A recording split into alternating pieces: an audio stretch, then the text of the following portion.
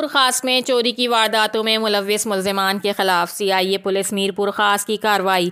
मसूद चीमा के घर से चोरी करने वाले बैनुज़िलाई गिरोह के कारिंदे गिरफ्तार। मसूद चीमा के घर से चोरी होने वाला सामान बरामद हुआ।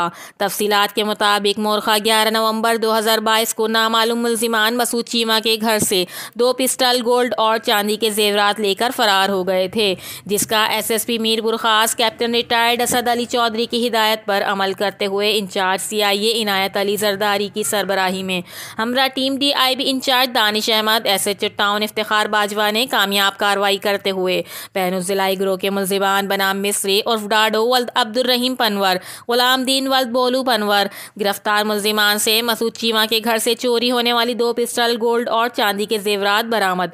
वाज़ेह रहे के दौरान तफ्तीश मुल्जिमान ने मंदरजा झैल चोरियों का भी एतराफ़ किया है। मुल्जिमान ने महमूदाबाद की हाशिम नगर यामीन मिठाई वाले की दुकान से 2,20,000 कैश चोरी किया। मुल्जिमान ने टाउन की हदूद खाना नाका बैटरी की दुकान से चोरी की।